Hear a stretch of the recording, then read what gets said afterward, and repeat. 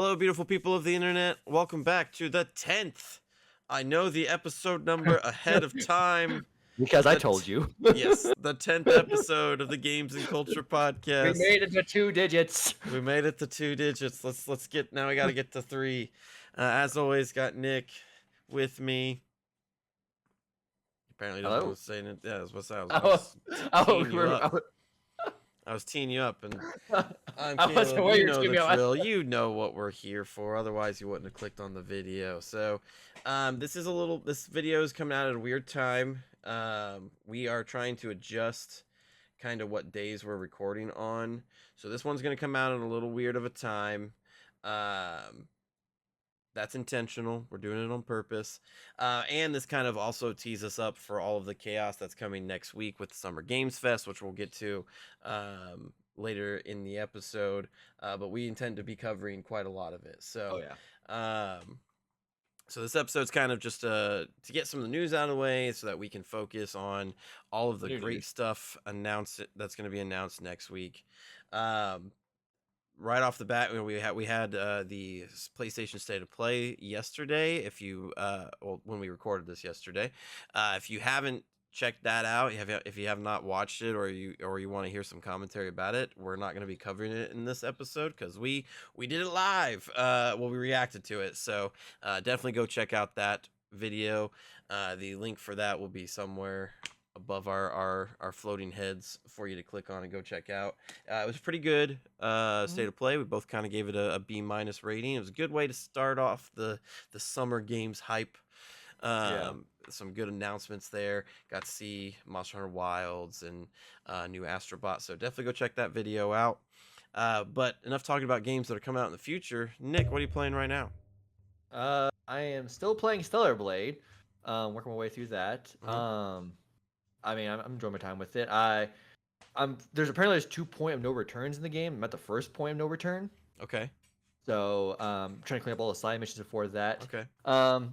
The story is I mean, it definitely is trying. I won't spoil it. But I mean, I don't feel like the game's really worth that spoiling. But it did kind of go where I thought it was going to go. Okay. And the issue also is the voice acting in the game, like for Eve and an character named Lily, I think they're fine. The character named Adam, though, this man sounds like he's talking like it's an AI. It's not AI, but he sounds like an AI. Like it's not intentional. I hope not. I hope not. I hope this is just like, I'm sorry, but granted, but the gameplay is where this game sings. And what it does, I do like, is it seems like the devs have caught on to this fact, because what's good is the game was the #1 selling game last month in the month of April, just being out for a few days. So I mean, congrats to Shift Up for coming out swinging. Yes. Yes. Good for them on their debut game as well. So huge. They added a boss challenge mode to the game. So the way it works is you have to beat the boss in the main story to unlock it in boss challenge. But once it's unlocked, you kind of just keep going back and doing that stuff. There's settings where you can kind of like, maximum, stats and all that stuff. Your current stats you have in the game, or a minimum preset where like you're trying to go as hard as possible. So again, they see what people are liking about the game, and also they have times that the devs themselves have on the challenges that they want you to try and beat. That's cool. So That's cool. they seem to be leaning into like, okay, we know we really did good with the gameplay, so we're gonna lean into this. And I mean, that's the shining star of the game. So that's really cool. That's really cool. I'm sure if the Soulsborne games would have came out with like a boss rush mode, I'm sure everybody would speed run the heck out of that and to get the fastest times and the most effective strategy, stuff like that. So that's pretty cool that they did that. It's pretty cool. What else are you playing? So I as we'll talk about here in just a second, because I know you're playing it as well. I'm playing through Paper Mario Thousand Year Door. It's been fantastic. I'm a little bit ways through that. Been playing a lot of League of Legends as always, but I'm also playing this indie game that I'm sure that I'm about to get you hooked on. It's called Duck Detective: The Secret Salami. Uh-huh. the detective game. Why? It's a It's like Ace detective Attorney. game where you It's are like Ace you are you are a duck detective. It's not like Ace Attorney. It's Okay, more okay, like LA Noire. okay, But yeah, you're okay. this duck detective. There's this world of anthropomorphic animals, and you're solving crimes. It's like a 2 or 3 hour game. It's nothing crazy. It's like $10. It's Okay. on Switch. It's on Steam. It's fully voice acted, which blew me away. And it's already very very funny. I'm about like an hour into it. You actually go around looking for clues, talking to people, getting testimonies, and then filling out your duction journal, uh, Gosh. and solving the This is crime. So Attorney. This is yeah, Ace Attorney. it's very funny. It's available on all systems except for PlayStations, actually. Um, and yeah, Okay. it's just a fun little thing. It came out last week, and I saw it, and I was like, I can't resist. That looks hilarious. So, it's definitely pretty cool. But yeah, There's so many most of my games I bought time. that I need to start playing. I mean, I Like, think if you're in between games, I think it's perfect to squeeze in there. I think it's worth oh it. yeah, Like I said, there was the fact that it's fully voice acted blew me away. I was like, I didn't that's pretty expect this. cool. I mean, I was just saying, I mean, I bought some indie games a couple weeks I haven't opened yet just because I've been playing Stellar Blade and Paper Mario. So I'm like, whoa, Yeah. Yeah, most of my too many time's being games. spent playing Paper Mario. So it came out on my birthday last week, which was pretty cool. So, Congrats on your uh, birthday. yes, yes, Best birthday present you could have gotten. yeah, I got a Mario game. It's crazy. The best Mario They game. made it just for me.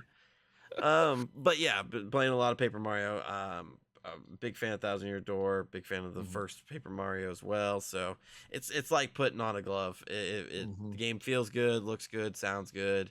Yeah, No no, problems. I know there's a little bit of controversy around the fact that it's like 30 frames per second. I don't really that no, give a this is fuck. turn.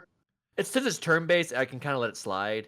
And That's like they're made out of paper. Who cares? They're yeah, barely moving. that's like the only gripe, and I'm using loosely I have with it because it's 30, but it's turn based. Who cares? Yeah, But and they're no, made out of paper. this is. I mean, we'll do a review for this game when we're both done finishing Yes, it. yes.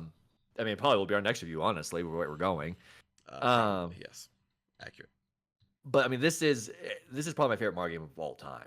I loved this game when I was a little kid. Hmm. I played the crap out of the GameCube. So I mean, I almost cried when they were announcing the remake. Like people cried at the Mario RPG remake. I almost cried at this one. Yeah, yeah, Because this game means so much to me. So I'm so happy that this game is back, and this is to me what Paper Mario should have always been. yes, Now that we're I'm hoping it's selling well. That way, Nintendo's going, okay, this is what we have to do to sell this franchise, do this style. yes. Um, but the game itself, I mean, yeah, it plays exactly like I remember it. Hmm. Um, the characters are great, the story's great, the gameplay is great. I mean, I'll be doing nothing but singing this game's praises when we do the review. Yes, and I mean, and so will I. I mean, there's a reason why it makes like top 25 RPGs of all time lists, is because it's just wholesome and good and fun, and you're just never This it's you're never gonna beat it. It's great. I mean, it's I personally, it's not my favorite Mario RPG. That will always be Superstar Saga. fair. But Superstar Saga would not have happened without Paper Mario and Paper Mario Thousand Year Door. So, I know where my bread is buttered. Don't you Yeah. worry. This game, Thousand Door, is in my top. I don't know where yet, but it's probably in my top 10 games of all time. Yeah, I cannot make that claim, but it's definitely my top 50 for sure. I should play a lot of RPGs, That's fair. man. No, I get it. But this is yeah, no, I love this game so much. It's so good. It's very very good. Go buy it for your Switch. Dust off your Switch. It's probably been a while. Don't buy Origami King. Buy this instead. Yes, yes, You can buy yes, Origami King. Or you can buy Origami King with this if you want to, but buy this. yes. And I think you mentioned to me that there was some other controversy around Paper Mario that you saw. Yeah. People are dumb again, I mean, yes. just like they were last time with the Assassin's Creed stuff. So there's a bit of context to this one. Because people are like, oh, they're changing things. They're kind of fixing things. Um, So I'm not sure if you're aware of this, but I'm sure you remember the character Vivian from Yes. Probably a Thousand Door. Yes. So in the original version, the 2004 version of the game, in the Japanese version of the game, she was trans. But in the 2000 in the English version, localized, they removed all essence of that being from the character. So no one knew. Everyone thought she was just a cis girl. And then the remake happened. In the remake, Nintendo decided to bring the remake localization of the English into alignment with the Japanese version. Therefore, in the English 2024 version of the game, she is trans again. She literally says, I remember it's a picture, something about, it took me a while to realize I was their sister, not their brother. Pretty clear cut. Yes. Yeah. And unfortunately, bigots had to bitch and start crying and Mario's gone woke and blah. I'm gonna be honest. I'm gonna say the same thing I said last week. I'm not gonna debate you on this. I'm not gonna debate people on this topic. Like I can debate numbers. We'll talk about numbers for Sony and those later in the show.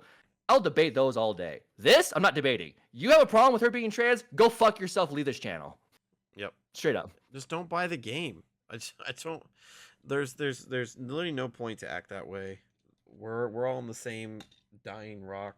We all just need to coexist. There's no reason to act that way.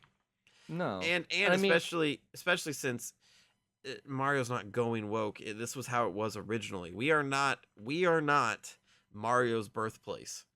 That is no. Japan. So anything coming out of Japan is what is Mario. That is, and we're lucky enough that they give it to us in the first place, because judging by all you people that are upset about this, maybe we don't deserve it in the first place. But I mean, and they act like, they're teaching kids to be trans. One, they're not teaching kids. You can't teach people that. If someone's feeling that way, no one taught them that. Yes. There is a lesson, because Vivian says point blank why she defects from her sisters and goes join Mario. Point blank, she says, I joined him because he was kind to me. That's it. The entire lesson is be kind to someone who's different than you. Yeah. Apparently, the children's game's too smart for you. Some of you don't understand that. Yep. Yes, it is. Yes, it is. We are staunch allies here on the Games and Culture channel, and if you have these kind of problems, we will never stop reporting on them, because people need to be called out for their stupidity, and B, you all just need to fix it. Like, if you are getting upset about stuff in a video game to this level, it's okay to be upset about business practices. It's okay to not like a game. It's okay to criticize a game. But if you're getting this emotional about a video game, it is time to take a step back and reevaluate. This is a hobby. This is supposed to be where people's safe places are to relax from their day, to experience new stories, to be involved in things that they cannot be involved in. Not for somebody to bitch about something stupid and rile everybody up. It's not worth it. It's not worth our time to worry about this shit. I mean, wouldn't you just rather be playing the fucking game than talking about this? I'm gonna do that right after we're done for recording. Brilliant. Cannot stress this enough. If you are this kind of person, click off the channel. We don't want you. Go sit in your vacuum chamber and listen to the feedback that listen to the validation that you get from other asshole people, and we won't give it to you slowly disintegrate as the world forgets you. Mm-hmm. But if you're willing to make a change and play one of the greatest games of all time and not get hung up on something fucking stupid, you are welcome. Make that change, be a better person, and someone will remember you. Simple as that. I need to stay on the soapbox, because I got a whole shit talk about later about business practice. So I'm staying on top of the soapbox. But we're moving on. Yeah. Go buy Paper Mario. It's fantastic. Let Nintendo know that this is the proper version of Paper Mario. So, talking about other game releases in the recent couple weeks here. Hey, Nick, did you play Hellblade 2? Oh, Hey, I me didn't. neither. I um, haven't played the first one. You've played the first one. You loved the first one. I wouldn't say I loved it. I enjoyed my time with it. It definitely was, one of those. How do I describe it? It felt like one of those really like they're going for an artistic vision, Yeah. almost an artistry game, which is great. That's fine. There's a place for those too. It's not something I've played again. It's not something I really feel the urge to play again. But it's definitely the game provides a very unique perspective on mental health. Yes. They do it in a smart way because basically you have voices in your head, all around you using audio. They even tell you before you start the game, we recommend using headphones for this. Um, so the game has a lot of tricks it uses to get this point across, but talking about mental health and things like that. Um, when they announced doing a sequel, I kind of paused. I'm like, I don't know how you do a sequel for this one. Because I feel Mhm. like a lot of its tricks it did the first time only work once. Well, If you do it a second time, now we see the curtain behind the mirror, the man behind the curtain, basically. I can well, talk. if it makes you feel better, Ninja Theory and Xbox didn't know how to make a sequel either. I mean, it got decent reviews. Like It it's still got an decent reviews. 81 on Metacritic, Yeah, which it's only an 81 on OpenCritic. 75% of critics recommending it, yeah, which is solid. on Metacritic, I think it still based the same score. So I don't want to poo the 81. Especially I just praised Stellar Blade like 20 minutes ago or however long it's been. But I think the problem is occurring is a lot of praise I see for Hellblade 2 is the game is graphically beautiful. I can tell it from the Yes, trailers. It is graphically beautiful. one of the most stunning games that have been produced this generation for sure.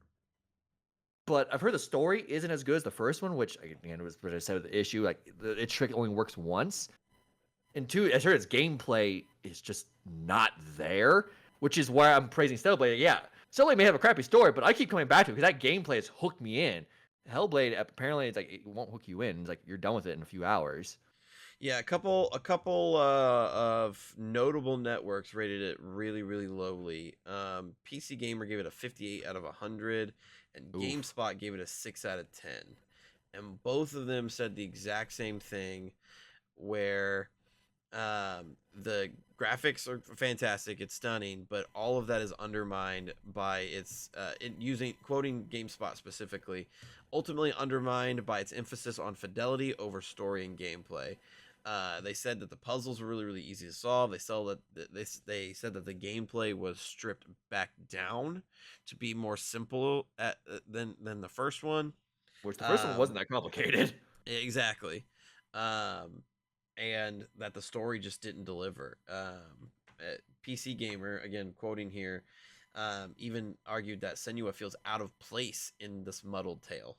So, yeah, not Not exactly what they wanted from Hellblade 2. no.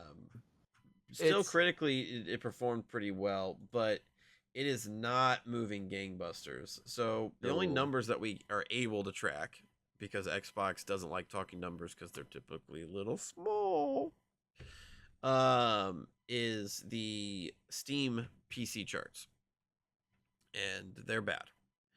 So They're all time peak, the game's been out for. It came out on the 21st, so the game's been out for a little over a week now. At the time of recording this, and its all-time peak player count on Steam is just shy of 3,900. not great. Now we do have to count. Yes, there is PC Game Pass. There's Xbox Game Pass. You have to count for that. Yes, But but we'll never see the P- numbers for that. no, but also we have to with PC games specifically. We're talking about a clientele of PC gamers who didn't acknowledge Kingdom Hearts was on PC because it was only an Epic Game Store. So there's no way Game Pass is pulling that much away from Steam for that game. Yeah. And so looking at the 24-hour peak, so the last 24 hours, 546 was the peak. Not That's good. no. Yeah. Comparing it to another recent release from rival Sony, Ghost of Tsushima, it did come out a little bit earlier than than Hellblade 2. Hellblade 2, But with a number gap as big as this, I don't think that matters. So Ghost of Tsushima has an all-time peak of 77,000 players. Even with all the Helldivers controversy, Ghost of Tsushima not being released in certain territories, 77,000 compared to 3,900 is a gap that is And significant. Ghost Looking of at the Tsushima is a same, 4-year-old game. yes, Hellblade is a new game. Looking at the 24-hour peak, same difference of significance. 33,000 players is the peak in the last 24 hours.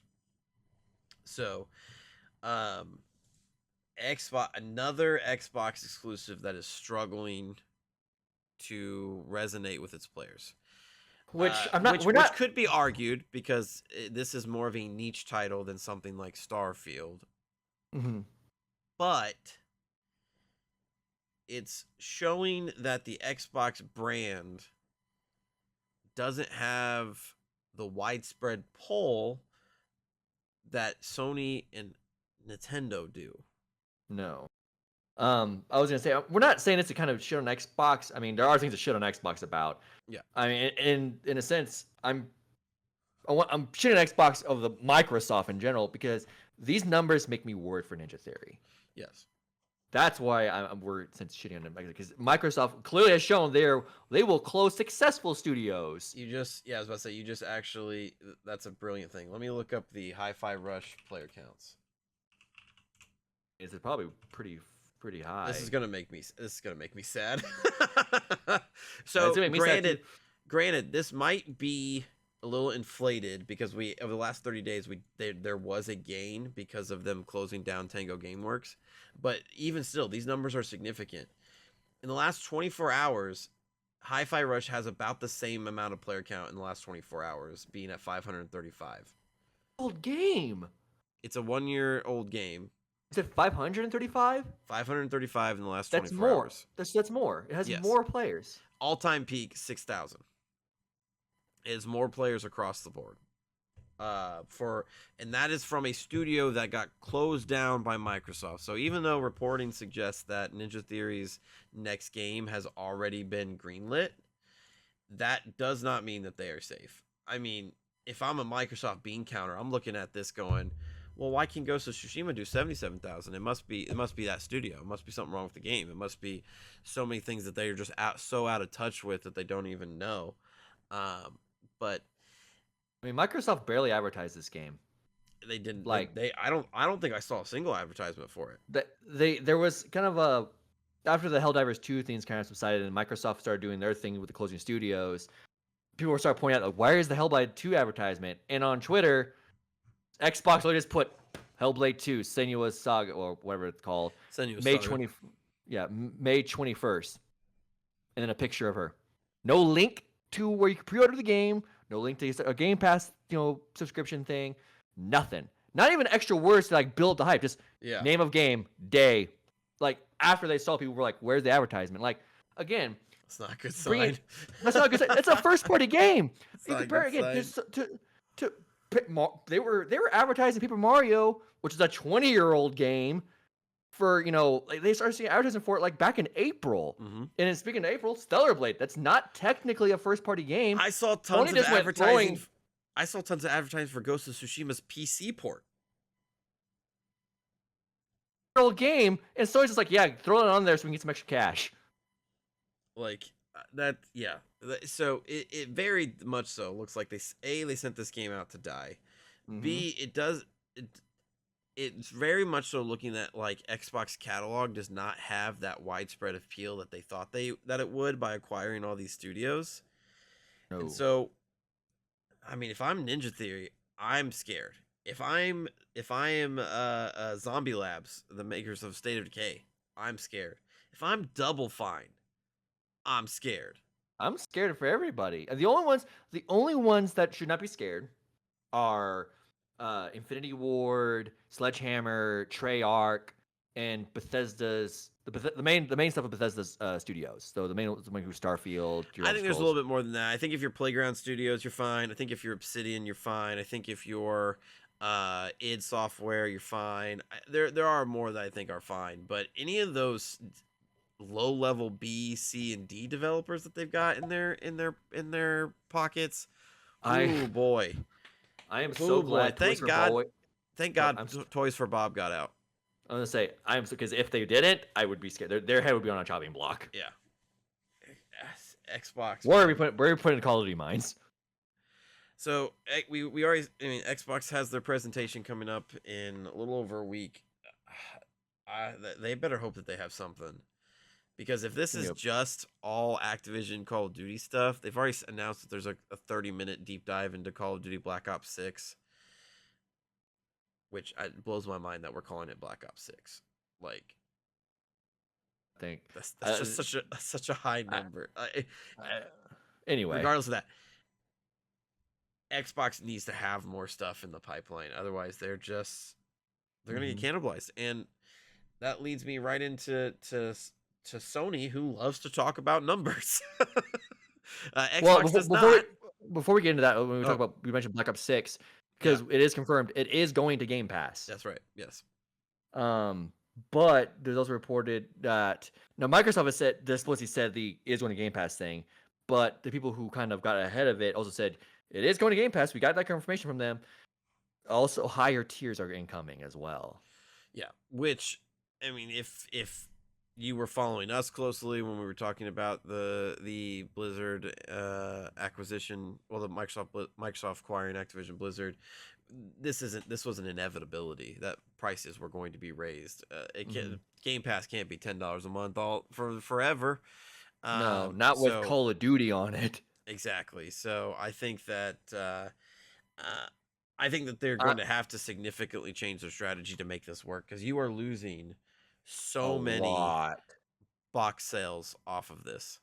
And here's the thing: the bean counters at Microsoft are looking at this closely because there was internal debate about even doing this in the first place because they saw because the Activision deal closed at like in October, so it was too late to put Modern Warfare 3 on uh, Game Pass. But they're still watching closely what happened with Modern Warfare 3, and they saw how much it sold in like just 2 months, and Mm-hmm. they're like, why would we sacrifice those sales for Game Pass? Yeah, Looks like Phil Spencer's style won out, but it looks like the cost is going to be I we're going to I bet it doesn't last.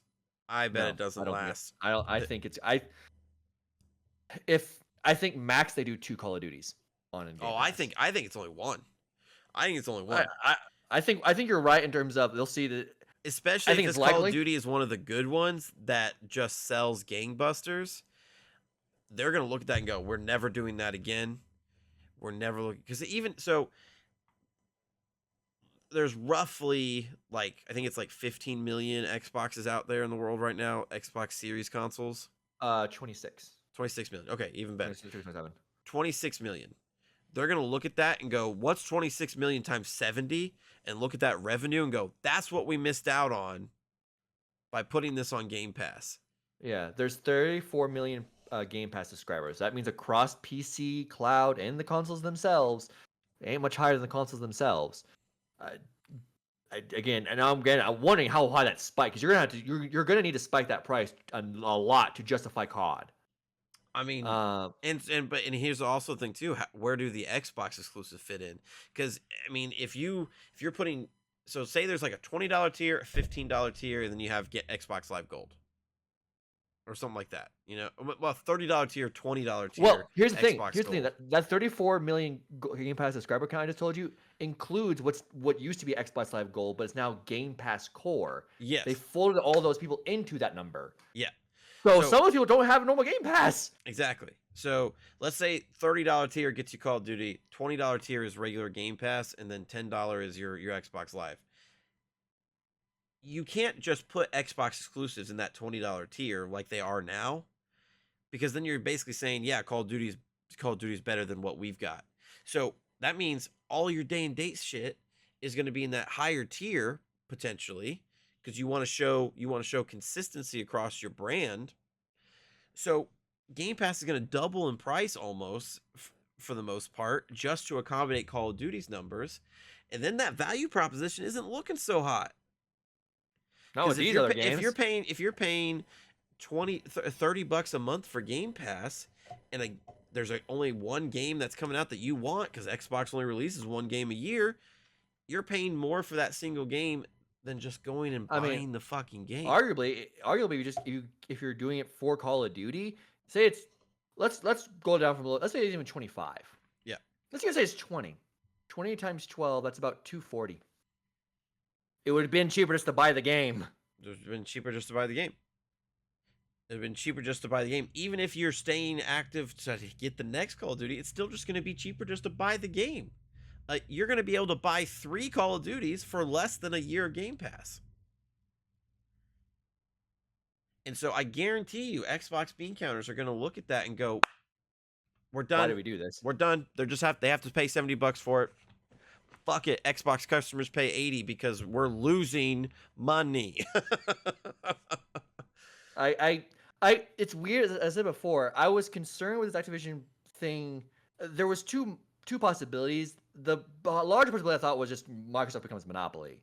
I did think that this was a possibility of happening, of them kind of starting to collapse on their own weight, which is where we're at.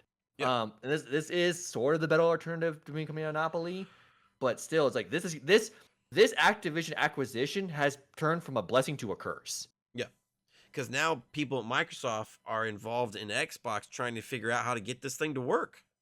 How they get their $70 billion back because they want it back. Because that wasn't a gift. That was a loan. Yeah, and Microsoft's definitely going to come knocking. So feel for you, Spencer. Feel for you, Sarah Bond. Except I don't, because you did this to yourself. Yeah. Maybe you shouldn't close Tango Gameworks. Hi-Fi Rush 2 would have made back some of your money. But yeah, so we're moving on to Sony. Sony released some numbers this week as well as some news that kind of go to show that the industry's in a pretty good spot if you are making good games and making money, and B, that PlayStation's very healthy. So a little bit bigger of a news first. The new CEO assignments have been made for PlayStation. Jim Ryan announced a couple months back that he is stepping down from CEO, and he will be replaced by 2 CEOs, actually. So coming off of Sony's website here, effective June 1st of 2024, which is tomorrow at the time of recording, Hideaki Nishino will be appointed as CEO of Sony Interactive Entertainment's Platform Business Group, and Herman Hulst will be appointed CEO of Sony Interactive Entertainment's Studio Business Group. So what that means is Herman Hulst is going to be over all of PlayStation's studios. So all of the studio heads will answer to him. And Nishino will be over the actual business side of everything and kind of be over consoles and those kind of business the decisions. Store, dealing with third parties. Yep, all that kind of stuff. So I personally think that news is pretty solid. Herman Hulst has always been very involved in Sony Interactive Entertainment's studios. So, and I think that division of power actually is going to allow these 2 people to really hone in on what they're doing. So I think this is just going to lead to better exclusivity deals. I think this is going to lead to better exclusives from Sony Interactive's studios. I think it's going to be pretty solid. Yeah, Sony did say at the same. So I mean, you just mentioned better exclusivity deals. I mean, Square seems they kind of want to move away from it because the Final Fantasy VII. I don't know if it's doing hot or not. I don't know. Rebirth did not sell to their expectations, is what they said. Yeah. But what they said they really want to, because they said also these third party deals like with Square are really expensive. What they want to do is do more work like they did with Stellar Blade and Rise of the Ronin, which is using their ex-dev team, stuff like that, to really kind of come in and partner with like a second party stuff. So I'm certain the Stellar Blade exclusivity wasn't that expensive. Yeah. So they want to do more like that. Which I'm all for. Shift Up was probably, you're going to give me money to do this? Yeah. Okay. Yeah. Like I said, I think I like this better because we get fresh new ideas like Stellar Blade. Yes. You know, some things that edge down, but still great idea. Final Fantasy doesn't need help. It's Final Fantasy. We all know Final Fantasy. Well, eventually it does need help according to Square, but yeah. So my hope is that because we now have a division of that power that Herman Hulse can kind of get in a little bit lower than those like AA studios, and start actually getting some like indie exclusivity deals away from Steam and Nintendo. Like it, like maybe like what I'm thinking of is like, Hades 2 just entered early access. Why did that have to be a PC exclusive? Why couldn't you have helped out Supergiant, made the early access a PlayStation exclusive? Like those kind of things. I hope this is where we're leaning at too, where even the freshest ideas coming from those single A smaller studios are getting Yeah. double A, Well, maybe even triple A spotlight. well, even like Sony, I mean, they also helped like I haven't played it, but I heard it was reviewed well. An indie game called Animal Well, Yes, um, it's and it's very on good. PlayStation. It's on PlayStation Plus Extra, day Yeah. one. Yeah. So hopefully that leads to that.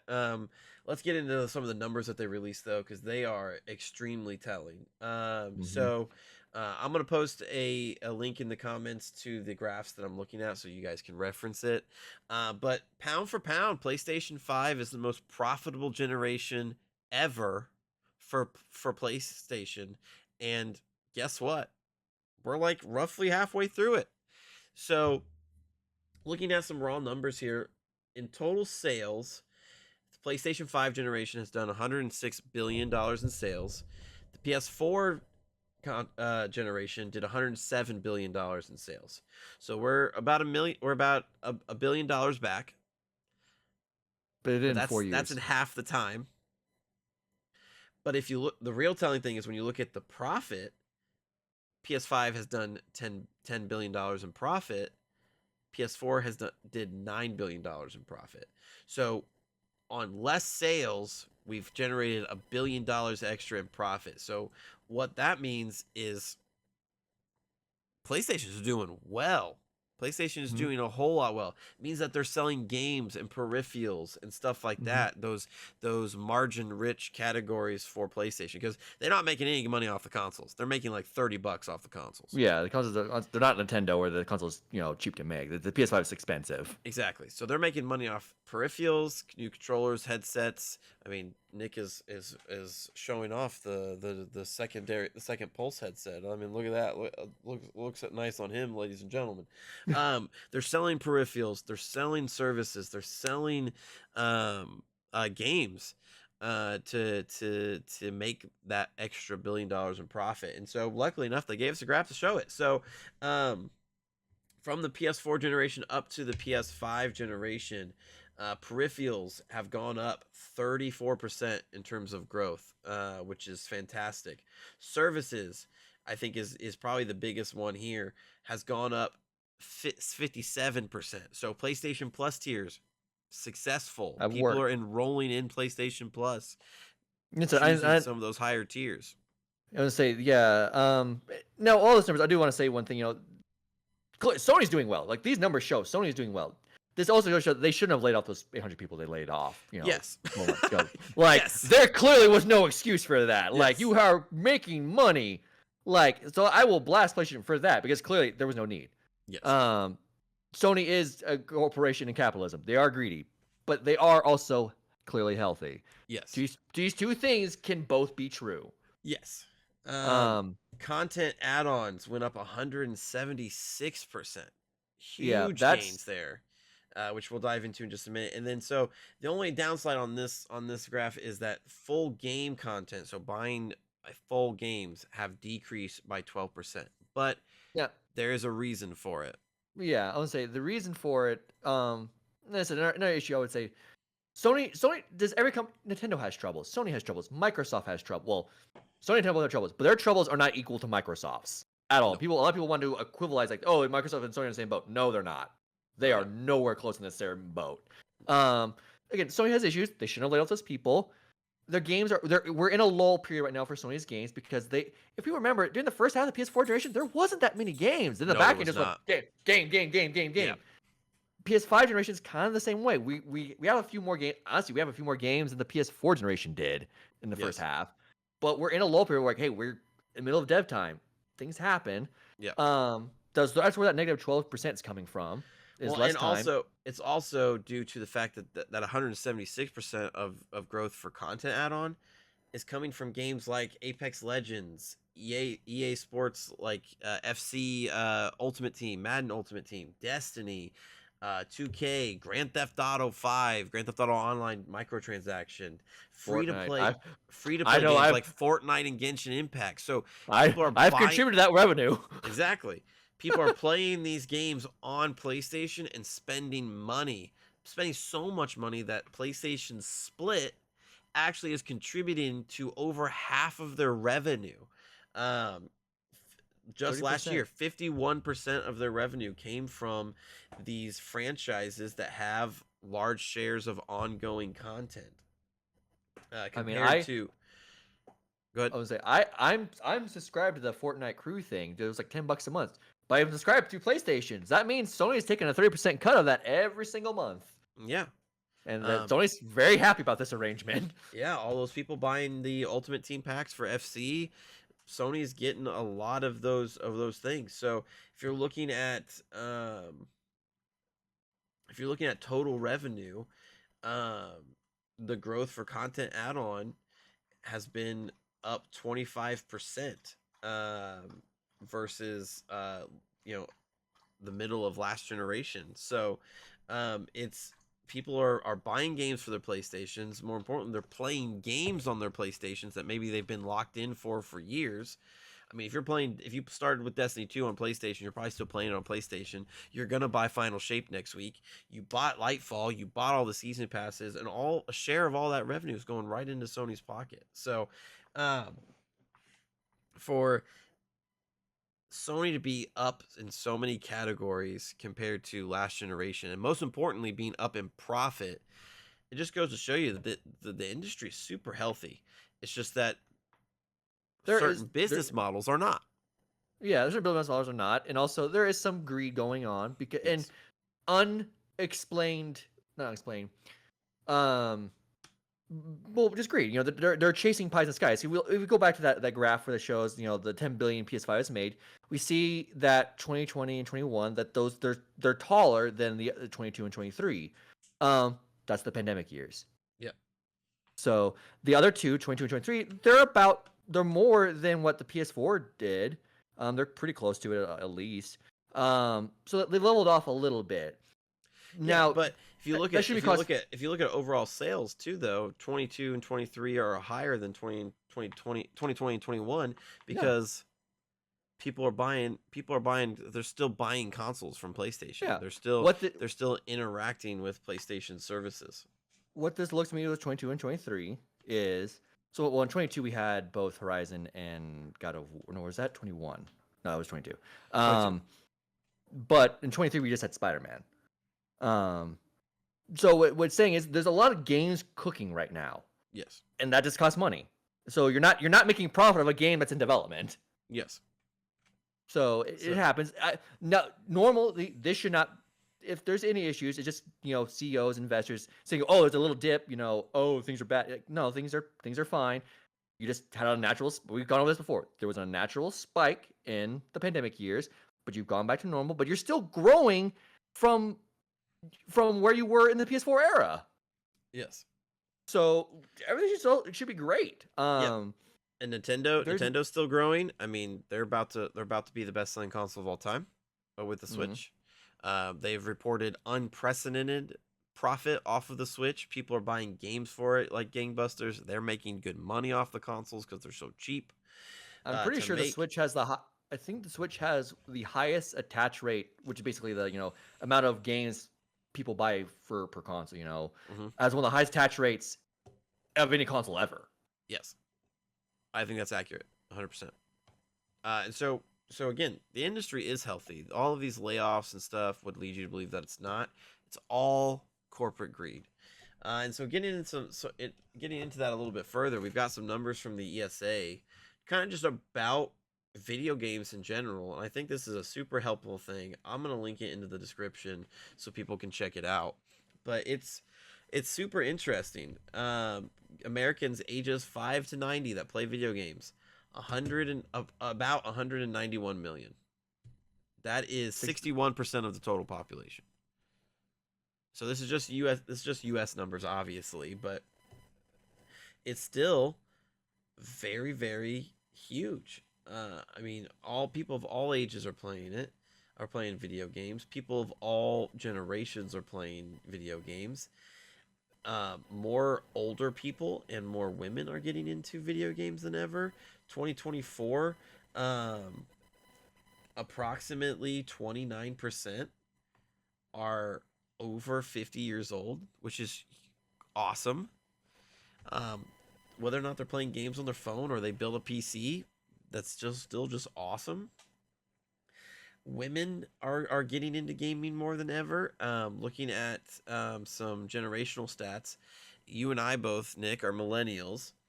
Um, 74% of millennial males play video games for more than an hour a week, compared to 57% of millennial females that play an hour of video games or more every week. But if we go all the way up to Gen Alpha, currently developing their gaming taste, and hopefully they're watching this channel so that they are put on the right path for gaming taste. 82% of Gen Alpha males play more than an hour a week. 76% of Gen Alpha females are playing video games for more than an hour a week. I think that speaks hugely to the overall health of the industry, because you're bringing in new people to play video games. This is the most diverse set of video games ever. If you want a cozy game where you're on an island with other animals just doing your shit, cool. You want a cozy game where you're a fucking lamb that has a cult, fuck it, there's a game. If anybody's taste, there's a game for it, and I think that's why so many people are adopting this hobby. And it's becoming kind of. I was going to point out the number that's next to the generation numbers on the site. Kind of talking about, kind of circle back to what we did earlier. 11% now identify as LGBTQ as gamers, and through each generation, the alpha's not listed, but boomers like 6% identify that. Gen X is 9, millennials 12, Gen Z 17. So more people are getting comfortable expressing who they are, and they're playing video games because video games allow them to do that. Exactly. That's amazing. Exactly. I couldn't say it more. I mean, U.S. adults agree. 79% agree that people are brought joy through playing. 77% games provide mental stimulation. 76 provide stress release. I mean, gaming is a healthy hobby, and the industry is overall healthy because we are able to bring in new people to play. That's always the benchmark of a healthy industry, is if you're able to bring in new people. And as the generations go on, bringing new people again. The next thing up is their platforms played among you households. 67% are mobile, which I'm not surprised. I mean, all it really counted is, did you play a mobile phone? Which is super easy because everyone has a mobile phone nowadays. 53% is PC, 36 is per console, and 12 is virtual reality. But then the site goes on to break this down in numbers, and I was shocked by some of these numbers. So boomer and silent is mobile won every category, but that's an easy category to win. What shocked me is boomers, 43% of boomer gamers play on PC. Yeah. Compared to 7% on console. Yep. And then Gen X, 35% console, 39% PC. Yep. And then we go to millennials, it's 55% console, 48 PC. Gen Z alphas put together is 58 console, 54 PC. I was shocked. I was honestly expecting this to be flip-flopped, where older generations are playing more on console and younger generations are playing on PC. But it seems like the younger generation, so millennials and especially Gen Z alpha, are pretty split on it, which is healthy. You want all these teams to be healthy because there's teams going around. Again, people play, PlayStation's not doing healthy. Clearly, this number showing, no, PlayStation is bringing in new customers. Yep. So they're doing, they are healthy. The fact the fact that those two numbers are so close together is great. Yeah. 78% of U.S. households have played at least one gaming device in the last 12 months. 88% of gamers have played games online. 74% have played with others. 55% play with others weekly. 55% agree that games can introduce people to new friends. I mean, gaming is a healthy hobby, and it's a great one. It's why we're all here, right? Um, I think it's totally cool that the ESA has put this together. I think here's another telling number as well. 63% of players say that video games offer the best value for the money. This ESA report is for last year, looking at 2024 essential facts, but they're looking at a lot of figures from the last couple years. And so that includes the price increase up to $70. And 63% of people are still saying at $70 it's still the most value. So that's people saying they're okay with spending money on games. I think one of the things I like seeing, I don't have kids personally, but one thing that says 83% of parents who say they play video games play with games with their kids, and 51% at least play with their games weekly. And you know what? This is where the Switch comes into play. The Switch is a great family console. Yep. Why do you think Mario Kart is still selling the way it is? Because it's a fun family game that everybody enjoys. 47% of games rated in 2023 were rated E for everybody. So this is a hobby that is designed to be successful and healthy, and it very much so is. Looking at the top grossing games, number 1's Hogwarts Legacy. Number 2, Call of Duty Modern Warfare 3. Number 3, Madden 24. 4, Spider-Man 2. 5, Tears of the Kingdom. That is a diverse set of games. I mean, 2 of those are your typical live service games. You would think live service would dominate, but no, 3 of the 5 are just single player. Yep. And vastly different single player games at that. All of them fit in the action adventure RPG genre, whatever the fuck you want to call it. But they're all vastly different games. They're all on different systems. The mantra for this going forward is if you're laying off people, you're probably just doing it because of greed. Oh, that's 100% it is. That's 100% why it is. I mean, as I say, and it's not to poo people who lost their jobs. I mean, it's horrible to lose their job, but there's a narrative wants to form. Oh, they're losing job because things are bad. Things. No, they're not bad. Clearly, they're not bad. They're just bad. Greedy CEOs just wanting more money. That's the issue. $57.2 billion total consumer spending on video games in 2023. Video games are fine, ladies and gentlemen. Go grab your Switch, play some Paper Mario. Go grab your PS5 and play some Stellar Blade. Grab your PC and play Duck Detective. Grab your Steam Deck, play some Hades 2. There you go. Grab your Xbox and play Hellblade, please. Play Hi-Fi Rush. Play Hi-Fi Rush. Not 2. Show the power. Buy your games on Xbox. But yeah, so Sony's numbers plus those ESA numbers, the industry's healthy. Things are going well for PlayStation. Even in a lull period, we got some good stuff coming out at the end of this year from PlayStation, but it is still a lull period. This is why we didn't get to it a second ago, but you want to talk about this is also why Sony's not going to do day and date PC games. Clearly, the numbers show everything. All these numbers together clearly show they don't need to. Yeah, they're still a not a vast majority, but a majority of people still play on console.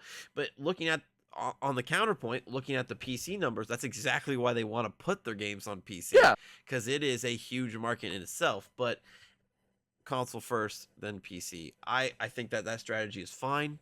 If you want me to buy double the Spider-Man, you got me to buy double. You will gladly do it. You will gladly do it. Yeah, fuck, you got me. The way I look at it with the Sony's PC stuff is just like, you know what? They made the ice cream sundae already with just PlayStation alone.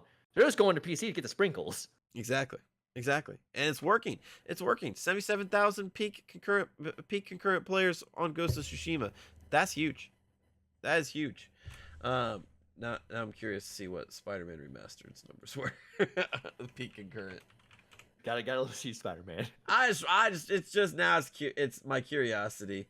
Yeah. All-time peak of 66,000. Yeah. Excellent.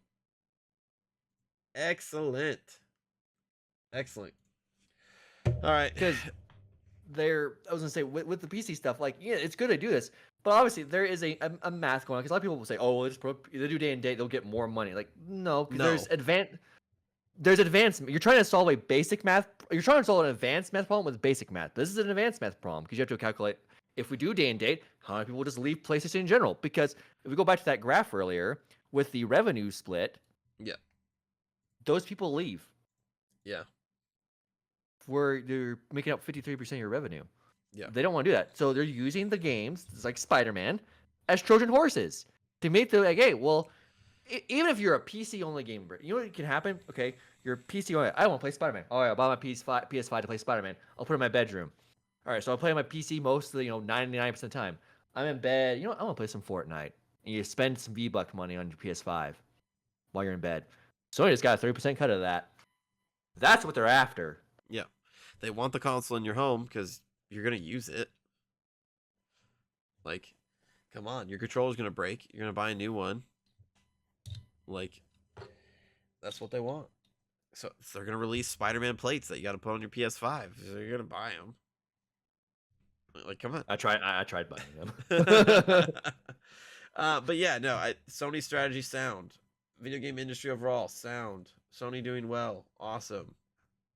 We're all so happy, except for Xbox. All right. Well, do you want to talk about Multiversus first? You want me to get on my soapbox and rant about a South Korean boy? Since you're gonna rant, let's do Multiversus first. Okay. I know you've had the numbers brought up for it. Yes, so yeah, I do. Multiversus came back this week after taking a baffling hiatus. That they made the oddest move of putting the game into open beta, allowed people to spend money in the game, and then said we're going offline for like a year. Yes. That was baffling. I think they vaguely said it was to make some improvements or what have you, but it's still typically if you're in early access, the game is available through all of early access. Yeah. That's kind of what you're paying for. But I guess with a free to play game, I guess maybe you have the ability to do that. But I mean, yeah, people made purchases, people interacted with your game. Then for it to be taken off was baffling because then you're out of the spotlight. You're out of the spotlight. So they're back in the spotlight now. Now this is making some improvements. The problem is, the great question is, will it survive its official release? I've been playing a little bit because I do like enjoy my fighters. It's a platform fighter, like Smash Brothers. I'm more into traditional, but I've tried out playing with friends. It's definitely an easier game to get into for people who are not into fighting games, like Smash Brothers is. Since it's free to play, it does have that. But I don't know if they've made improvements. The game does not feel as good as it did when it came out. Like just in terms of that's feel. interesting. It feels slower. And then now we're fully seeing the monetization stuff go in, and I haven't had a full amount of time to really see how long it's gonna take to unlock stuff. Just not paying. But it does feel a little slower again compared to beta. I think there's like 5 characters that they give you right out of the gate, but everybody else has to be purchased through in-game currency or through money. Now, if you already unlock those characters from the beta, those characters do carry over. So I only had a couple characters. Like I saw some like few character tokens, which they've changed the currency now, but the stuff carry over. So I have all the characters right now. Got Joker, and they're giving, if you play in the beta, they were giving the first season battle pass for free. So you get Jason Voorhees like that. So they did seem some generous, but again, if you don't do all that, the process to get characters seems kind of slow. And the biggest issue, and I will say this, in the beta, if you played locally offline, you had access to every character in the game, so you could run tournaments. Not the case anymore. That's a problem. That's a massive problem. You're doing tournaments. Hold up. So you have to be connected to the internet to have the characters that have been unlocked. No. So when the beta, yeah. So when you're playing online, you have to do whatever to unlock the characters. But if you went to a local offline mode, you had access to all of them. Oh, okay. Because you didn't. Basically, in case you're planning to run tournaments for the game, because you just need every character. Okay, that's I totally get that. But in their full release, that thing where the local offline would get all the characters, yeah, it's gone. Which, like, you clearly want a tournament scene for this. You've already done so. You can't do that without all the characters being available at once. True. But to be fair, Smash Bros. Ultimate, you don't have all the characters at once. No, you're right in that. However, Smash Ultimate doesn't make you ask you to pay money to get those characters. That's true. And that's so and I so that leads me to my next point is like I guess they just want you to spend the money or spend the time interacting with the product to get those characters, which yeah. that definitely does suck that they took that away because I mean that's how you get people to play your fighting game is by having people run tournaments, bringing their friends, getting them introduced, and having that. It's a competitive game. You have to have competition. Yeah, I mean, most fighting games nowadays don't do the unlock character stuff. They just do the DLC stuff. Smash Bros. Is like the only exception in recent memory that did it, but it's Yeah, Smash Bros. You can kind of get away with that. yeah, Again, they weren't asking for more money even when they did that. yeah. So Well, I don't the know if the this. game the game currently is doing well. So again, we only have Steam numbers to go off of, but all-time peak of 153,000 players. That does include its beta period as well. So, but that the peak player over the last 30 days was 114,000. So I think a lot of that all-time peak did come from recent numbers. Well, no, that all-time peak came from July 2022. But 114,000 peak concurrent players in the last 30 days is nothing to sneeze at. Last 24-hour peak was just shy of 60,000. So there are a decent amount of people playing the game. So right out of the gate for their 1.0 release, it does look like it's doing quite well. But it does. I like the idea of having this free to play Smash Bros. Game. I do like. There are some people complaining that all these characters don't mesh together. Like, who cares? It's funny as hell to see Jason Voorhees stab Bugs Bunny. Like, I'm being honest, it's funny. There's a novelty to that. It's a vibranium machete. That's how he can stab Superman. Just so you know, the canon is still intact. It's fine. He got it. He got it from when he went to space. Okay. Or Batman fight Marvin the Martian. You know. The novelty is great. I like it. So I'm cool with the idea of them doing this. I mean, Project L is going to do this in a whenever it finally comes out next year. This free to play fighting game type of deal.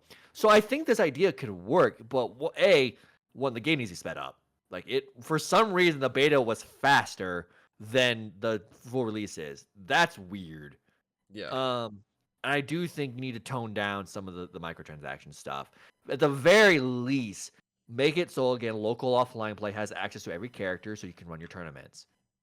It's surprising me that they're even charging for characters at all because you're going to be able to make so much money off of the skins of those characters. I think this is what like Marvel Rivals is going to lean on too. I mean, all of those characters have so many iconic looks that you can charge for. I mean, even just looking at fucking Batman. Oh, I mean, how many items can you have? Exactly. How many fucking skins does he have? How many different? I know this is gonna weird because we just saw a cut. We had some technical issues right at the end of our Multiversus discussion there. So we're just jumping back into it. TLDR, Multiverse is doing well. It's got some monetization problems, according to Nick, that they hope gets fixed out. They're weird monetization problems because they can make a ton of money off skins, but it is starting to show. It is showing good signs, and we hope that continues. And since we recorded all of this already, and then realized that it didn't actually get recorded, so. This next segment about some League of Legends stuff, I had asked Nick not to know about ahead of time so that he could be surprised. Just know that now he knows because we already recorded it. So, getting into some League of Legends news here because it's very important to me. They announced this year that they're doing basically a Hall of Fame for League of Legends players, which is super good.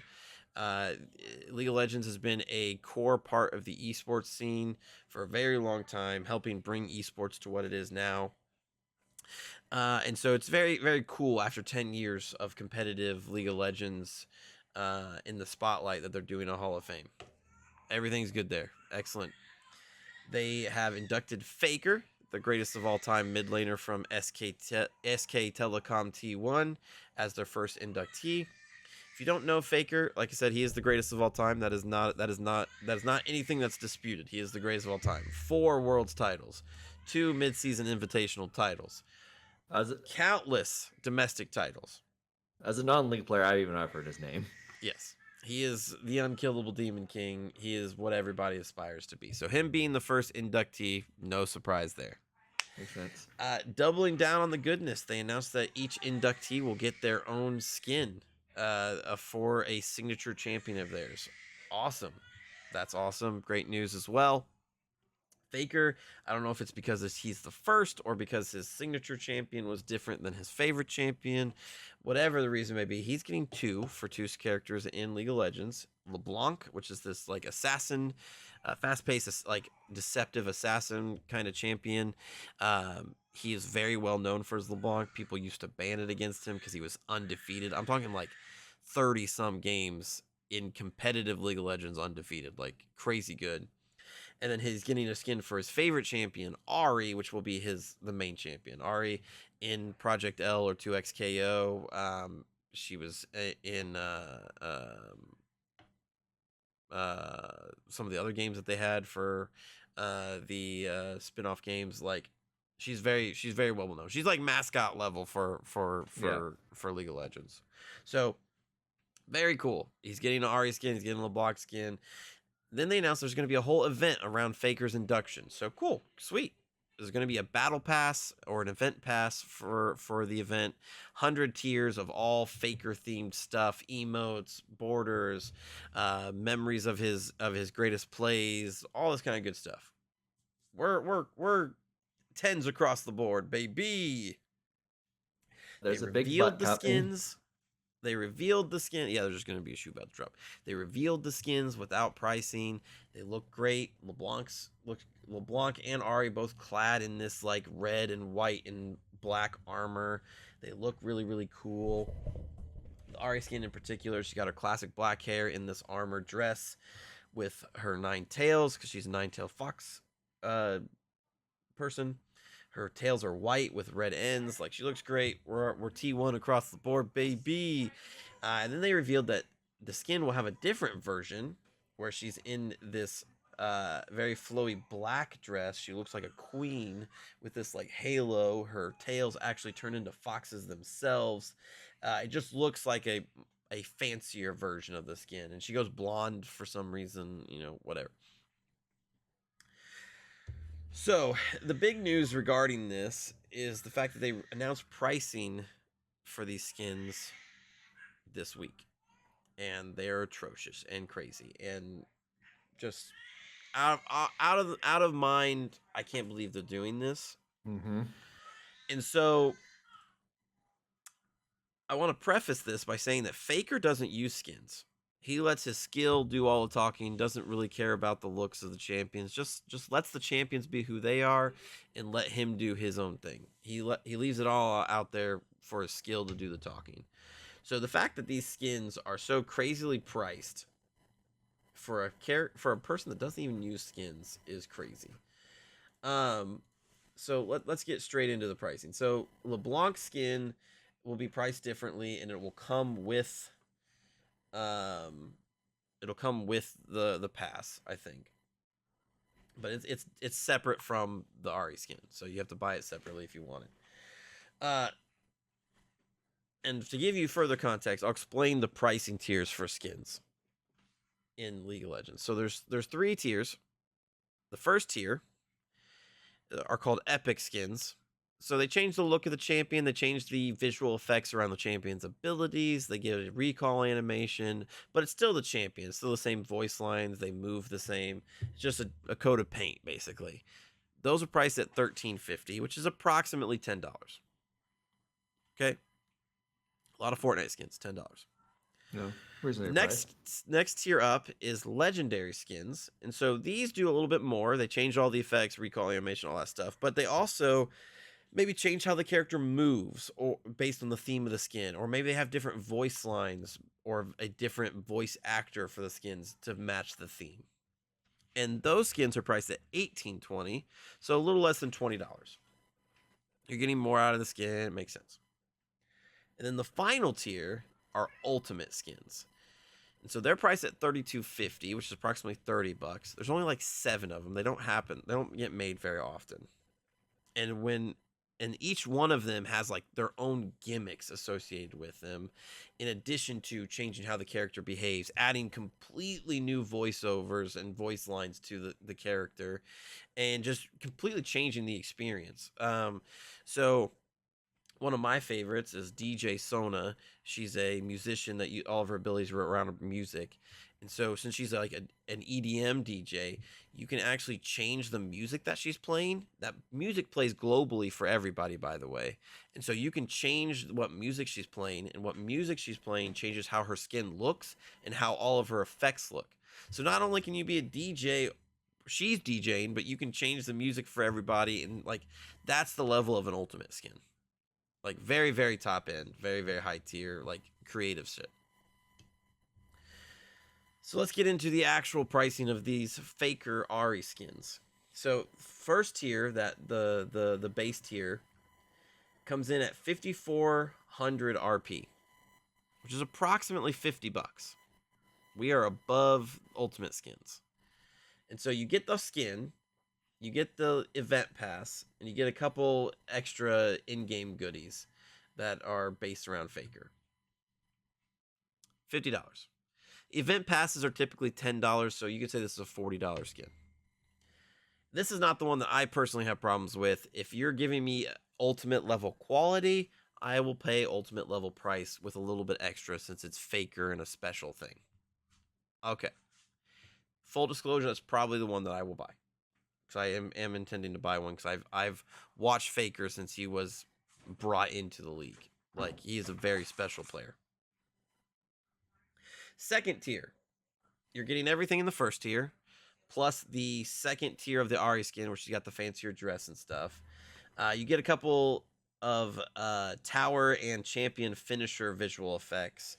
The skin has 3 transformations in game depending on what you're doing. It's not the first time they've done that. They have a it's called Elemental Lux. You can change what element she's using, and it changes to her like outfit and stuff like that. So that's not crazy.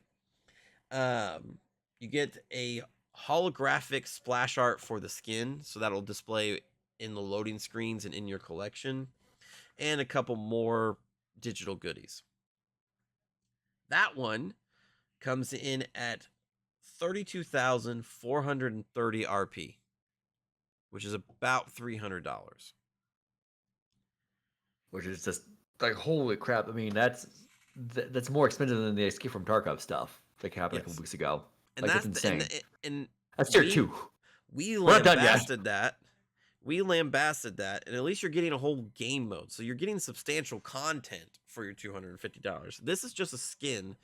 Well, this is 2 skins and some extra stuff. And it's all digital. There's no physical editions of this or anything like that. So coming in at the last tier, the nicest tier, it's called the Signature Immortalized Legend. So everything gets signed by Faker, essentially. You get everything in the last 2 tiers, plus everything signed by Faker. You get all of the tiers of the Battle Pass completed for you. And you get special chromas for the LeBlanc skin, which chromas are different colorways, basically. You get a chroma for the LeBlanc skin, which has to be purchased separately. It's not part of any of these bundles. You get skins for his other SKTT1 skins from his other world victories. So there's 3 of those for Zed, Ryze, and Syndra. Again, those have to be purchased separately and typically aren't available unless it's Worlds time. They might be made available for this event, who knows, but they still have to be purchased separately. So we're already adding costs and a bunch more digital goodies for stuff. We're also adding costs on top of this already expensive cost. Yes.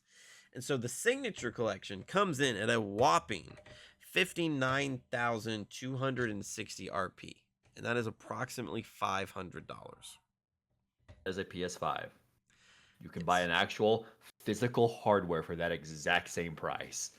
That is $500 for 2 skins, a completed battle pass, and a few colorways for skins that you may or may not already own and will have to buy to use your fancy new chromas. The reason why I'm so upset about this isn't necessarily even the price. It is partially the price. That's way too much. I'm not going to be able to afford to pay $500 for that, even though I want it quite a lot.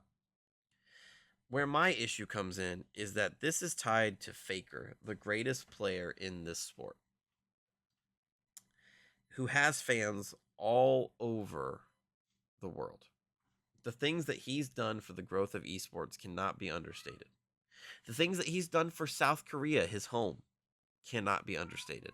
I mean, this guy's so famous that he didn't have to serve mandatory military service. If you are, the rule is in South Korea, if you're doing significant things, you can be exempt from that. And he is. BTS did not get to skip out on their military service. Faker did. That's quite significant. So for them to be taking advantage of his name to sell skins is possibly one of the worst things that I've ever seen done. And furthermore, this is exactly the thing that he is standing up against by not using skins. This is the antithesis to his philosophy when playing the game. And these skins are supposed to be to immortalize him, to immortalize his accomplishments in League of Legends. And now it's the source of controversy that he didn't ask for. And so you're essentially dragging down or trying to, because I don't think you ever can, but partially dragging down his legacy in the space just because you want to make some extra money. It's despicable. crazy. Very despicable. It's despicable. This isn't the first time Riot's got in trouble for egregious microtransactions, but yet somehow they decided, no, wait. I can go even worse. Yeah, they decided to be worse. It's crazy to me. Like I don't understand it. Like and I know you mentioned these skins go live June 12th. Yes. So I'm hoping the League of Legends community just keeps lighting a fire under Riot's ass, and hopefully these prices come down beforehand. Yeah, nobody's happy about this. Nobody's happy about this. Everybody thinks this is a ripoff, even before it came out. And I mean, there's even calls to permanently ban Ari in every single game during this event, so that even the people that do buy into the $500 schlock get punished and bullied for doing so, because this is something that should not. This should never have happened. No, absolutely not. This is corporate greed at its absolute worst, on full display. And it's manipulative because it's using Faker's legacy and name to do it. Yeah. As I said, like, Riot needs to generally listen to us on what we're saying, because you're coming at this from a League of player who's been playing for years, who will continue playing League. I don't play League myself. I don't really I tried it, not for me. But I'm very interested in Project L. But I'm now getting second thoughts of, like, this is what awaits me in that game. I can probably go do something else. Yeah. Like, that's not what he should be doing. Yeah, it's just disgusting. It's just absolutely disgusting. And like I said, I'm gonna buy the cheapest one because I still want to support Faker. Like, he is the greatest of all time, and deserves it. Absolutely. I mean, I've heard his name. I don't follow League at all. Everything about League I know comes from you. Yeah, like straight up. But I've heard of Faker before, like outside of anything else. Like, so this guy is famous. Like, why would you? I mean, why? I know why, because you want money. But like, how do you have the audacity to do this? Is more the question. Yeah. I agree. It's just crazy. In our original recording, we had a lot more to say, but second time around, less to say. It's just crazy, and it shouldn't happen. And I really hope that it gets changed. Even if it was 50, 100, and 150, I would gladly spend the 150 to get all that stuff for Faker. But 500, that's just out of the range. That's crazy. That's a whole PS5. That's a Switch and 3 really great games. Like, it's just crazy to me. So it's really sad that it's coming to that. I hope this doesn't tarnish Faker's legacy, because he doesn't deserve it. He didn't ask for it. No. So yeah. So that's the end of the news.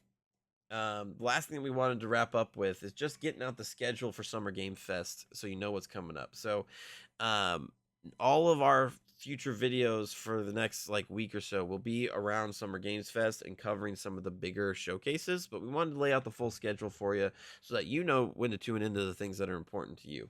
And hopefully, you tune into us to watch the big stuff because we'll be covering it. So, Summer Games Fest starts on Thursday, June 6th, with the Gorilla Collective. It's not a super big one. There might be a couple cool things in there, but it's not a super big one. The real show kicks off on Friday, June 7th, for the Summer Games Fest proper. That's when Jeff Keighley's going to get out and do his normal Jeff Keighley thing of doing world premieres and everything It's like that. it's the Game Awards, but he finally got the dumb, the little awards out of the way. Exactly. And that starts It's at a dream. 5 p.m. Eastern Time. 5 p.m. Eastern Time. If you live in a different time zone, do the math yourself. Pretty much directly following that's going to be the Devolver Direct. Devolver Digital always puts on the best shows. It's always my favorite. It's the funniest show. Usually some really great AA stuff in there and indie games. That's going to be on Friday as well at 8 p.m. Eastern Time. Saturday has a bunch of smaller stuff that we probably will recap. We don't want to get too burned out. But the Future of Play Direct, Wholesome Direct, Latin America Games Showcase, and Woman-led Games Showcase, all on Saturday, and the Future Game Show, all on Saturday. Like I said, we'll probably do a wrap up of all of that, the stuff that we didn't cover in a separate video. But not to say that those aren't important, because they absolutely are. They're just we got to play the algorithm. And then Sunday, two heavy hitters as well. Xbox Game Showcase, aka Call of Duty Showcase. That one's at noon on Sunday Eastern Time. We'll be covering And that. then following it's the PC Gaming Show. We probably won't be covering that one. It's at 4 p.m. Eastern Time. We won't be covering that one live. We'll do a recap video for that one. The PC Gaming Show is pretty great, but usually it's a lot more niche stuff, so that one's not going to have the widespread appeal. And then Monday, June 10th, is the Ubisoft Forward presentation that takes place at 3. We'll be doing a recap video for that one as well, because we'll both be at work. But that's what's scheduled right now. Nintendo usually goes that week after Microsoft does, so fully expect a Nintendo Direct to be announced somewhere in there. They've already announced that it will happen in June. They already announced that the new Switch will not be there, and it's focusing on games that are coming out for the Switch in the later half of this year. So should be packed full of some good stuff. And obviously we will be, both of us being huge Nintendo fans, we will be covering that one as well. So that gives you some insight into what is next for us and what's coming up in the world of gaming. This is the most exciting time of the year for gamers, because we get to see all the new shiny stuff that's coming our way. And we are going to be at the forefront of it 100% of the way. It's I can't believe it's not E3 season. Exactly. And this honestly might be better than E3. Who knows? We'll see. Spray butter is really good on corn on cobs, because you can butter it pretty easily. I'm just saying. But that's going to do it for this episode. Thank you for dealing with the tech issues in the middle. Sorry about that. We have made things that will prevent that in the future. And as always, thank you for watching. Let us know if any stories stuck out to you in the comments below. Are you happy about Sony's success? Are you mad about the $500 Faker skin like I am? Are you playing Multiversus? What are you playing in general? Let us know in the comments. Are you playing Paper Mario? Are you playing Please Paper Mario? The answer should be yes. I'm playing Paper Mario. But as always, we will see you in the next video for some Summer Games Fest coverage. Thanks so much, everybody. Adios.